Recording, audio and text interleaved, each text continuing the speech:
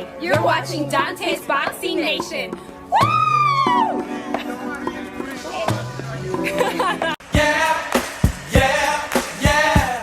Dante's Boxing Nation, what's going on, guys? Okay, so the one thing I respect about Teofimo Lopez is the fact that he does not hide the fact that he's a racist anymore, because he's gotten more and more comfortable with his racism to the point to where he has something to say about black people almost every other interview now. And I'll tell you guys, this is the very first time that multiple black boxers have ever reacted and addressed a racist in the sport of boxing. Because we know when it comes to Twitter, black boxers, they often go back and forth with each other. But as soon as somebody says something extremely racist about the entire black race, black fighters usually go extremely silent, at least 98% of them. But not this time.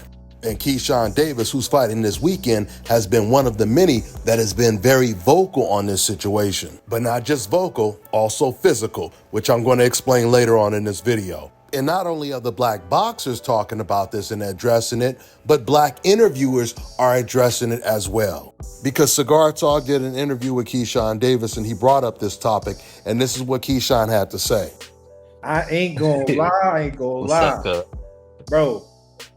Teofimo got to get his ass beat for the culture. This is for our ancestors. This is bigger than boxing. I'm gonna be honest, I don't like all this monkey shit he be on. And I'm cool, like all this boxing shit cool, but I'm a real nigga. Like if I see Teo, we gotta have a conversation about that, because I don't like that. I don't rock with that.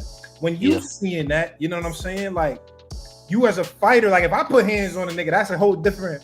This is street shit. That's not boxing. But you as a fighter, when you see that, is that something that make you want to be like, I want to fight this guy? Or because I remember shit, the time when I interviewed you, he was there and everything was all cool. Like it wasn't nothing. And now he going left on some monkey shit all the time. How does that make you feel as a fighter? And let me tell y'all this. He don't know what's to come. He don't know what's to come 2025. He don't know.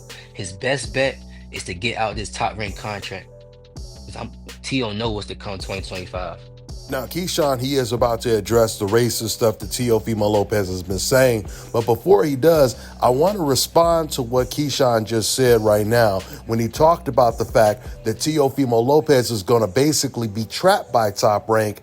If he stays with Top Rank, he's going to be forced to fight Keshawn Davis. But Teo has been so evasive, it's hard to believe that Top Rank will be able to force Lopez to fight a Keshawn Davis or any other dangerous fighters on the Top Rank stage. Because remember, Bob Arum, he wanted to make Teofimo Lopez versus Arnold Barboza.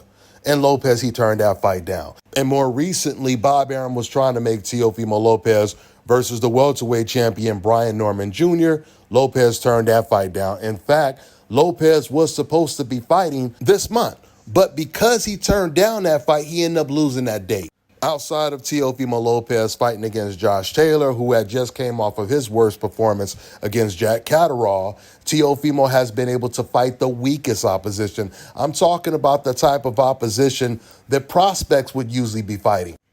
I mean, it's just so ironic when you look at the dichotomy and you think about the fact that when Terrence Crawford was signed with Top Rank, he wanted to fight the best, consistently wanted to fight the best, while Teofimo Lopez wants to fight the weakest opposition. And compared to what Bob Arum said about Terrence Crawford when he was with Top Rank, he hasn't said anything close to that about Teofimo. With that being said, let's get back to this video. This is when Keshawn addresses the racist stuff that Teo has been saying. Well, you gotta realize the type of person he is, and I evaluate the bigger picture, not just what he's saying. A lot of things he say, he's speaking out of emotion. Everything he says is out of emotion. He's not thinking with his head when he speaks.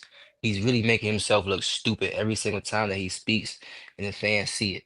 The people see it as a whole, and something is definitely wrong with that kid.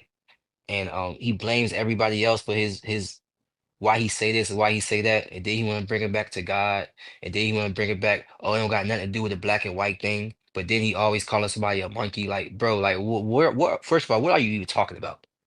A lot of shit that he say, you know what I'm saying? So he's not using his head when he speaks. He speak out of emotion. And I always say emotional fighter is a dead fighter. I'm gonna attack that corner first, just like I already did. His father nope. And now I'm going after the fight. And now I'm going after the fighter. Okay, so remember when I told you guys that Keshawn hasn't only been vocal, but he's also been physical about T.O.'s racist remarks? Well, when he says that he has also went after the corner, he means that literally. Because T.O. Sr., he ended up making the mistake of calling Keshawn Davis the N-word, and by T.O. Sr.'s own admission, he ended up almost getting killed over it. He said they jumped him and he almost died that day. I don't want to give clout to nobody, but the person that said that Keyshawn Davis knocked me out, they're 100% wrong. Nobody knocked me out that night. Okay, me and Coach K are good now. All right, Coach K, I went up there because Keyshawn Davis actually turned his back on sparring because my son was whooping his ass. So when he turned his back on my son, I told my son, no, the belt has to run. Get your shit. So my son came and hit him on the side, and Keyshawn didn't like that. The bell rang right away. The bell rang. He turned around. My son went like this to him, and Keyshawn just snuffed him. So when Keyshawn snuffed him, that's when I went up the ring. And you know me, I say the N-word sometimes when I'm upset, but I'm from Brooklyn and I didn't mean it like that. They probably K got upset at that. And he got the pass to come and hit me, but he didn't drop me or nothing. We just came and I grabbed him tight and we went into a scuffle and everybody started jumping on top of me. You know what I'm saying? And I almost died that day, bro, because I couldn't breathe. You know what I'm saying? I couldn't breathe at all, bro. So it was scary. Now, wouldn't you think after that experience, Teofimo Jr. wouldn't go around constantly calling black people racial slurs? Because what happened to him and his father might end up happening to him again? It just goes to show you the lack of respect that T.O. Jr. has for the black race in general. Despite the fact that according to T.O. Sr., they have black people in their family. T.O. Sr., he came out trying to defend his son, Junior, when he came out saying, they can keep the black fighters. Senior, he tried to say, oh, my son is not racist because I have a black son-in-law and a grandson who's half black. Holding more of the black fighters as opposed to, I guess, himself and things Well, like that. listen, Can you just kind of clear it up? Let me close it up real close. Let me close it up really fast. All right. My son-in-law is black. Okay. I just had a grandson, so he's black and he's half black and he's half Spanish. I don't care about blacks. I don't care about whites. I don't care about no religion, bro. I see everybody the same, and everybody that's been around me, they know that, I don't want to say nothing. What my son meant was he feels like they're giving more priority to the black fighters because look, if you've seen, Devin Haney was never even with freaking Top Rank. He comes and signs with Top Rank. He's getting $4 million to fight freaking Lomachenko, or 3 or 4 million, whatever it is. When my son fought Loma and it was for all the belts, he only got $1 million. You understand? So that's where the shit is coming from. He feels a little bit hurt and I understand him, but my son is a good kid. He loves, and I raised him in a good way. You understand? I raised him that there's no color. There's the human race. And that's what we are. We're the human race. You understand? And he knows that. He knows that better than anybody. So when he said that comment was that he was referring that they're favoring this little posse that they got right now with Top Rank, and we're talking about Horror, we're talking about Devin Haney, we're talking about Keshawn Davis, we're talking about Baby, we're talking about all this big crew, very talented guys that I love. I got nothing against them, and he just feels that type of way that they not favoring him the way it is. First of all, it's really funny when people try to tell you they're not racist, or in this case, Senior is saying his son is not racist because they have a black relative. In this case, it would be Teofimo Sr.'s son-in-law, which means his daughter is married to a black man. But how are you trying to take anti-racist credit when it was your daughter that chose to be with a black man? What does that have to do with you or your son being racist? Senior is trying to make it sound like he just went out shopping at some store for a black man to give to his daughter.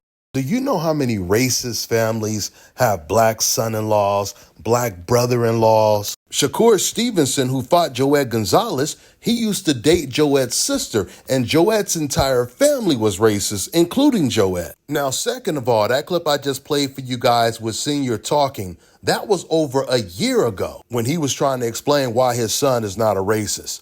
Well, you fast forward to present day, and now Teofimo Jr. is consistently saying racist things about black people unapologetically. Now, it'll be really interesting to hear what Senior has to say when he's interviewed right now, and he's asked the question, with you having a half-black grandson, how do you feel about your son Teofimo calling black people monkeys? When you know the racial historical connotations of that word. I mean, after all, you talked about how good you raised him to not see color.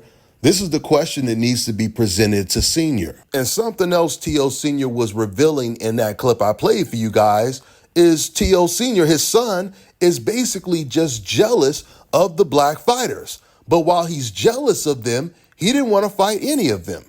He doesn't want to fight Keshawn. He didn't want to fight Devin Haney, but yet he's jealous of them. You can't have it both ways. You can't be jealous, but at the same time, not want to take the risk and get in the ring with any of them. You talking about how much money Devin Haney made against Lomachenko, but Teofimo, he could have made like $5 million fighting against Devin Haney when that fight was offered to him. But instead, he chose to fight against George Kambosos for less than $1 million. And now Keshawn is calling him out. And I can guarantee you, if T.O. fights Keshawn, it will be the biggest payday of T.O.'s career, but there's no way T.O.'s going to take that fight. T.O. really don't want to, out of all these fighters, bro, T.O. don't want to fight me, bro. And every single body, Teofimo Lopez do not want to fight me. And I always said I would never lie to y'all. T.O. don't want to fight me, bro. But he gonna have no choice starting next year, so his ass better get ready.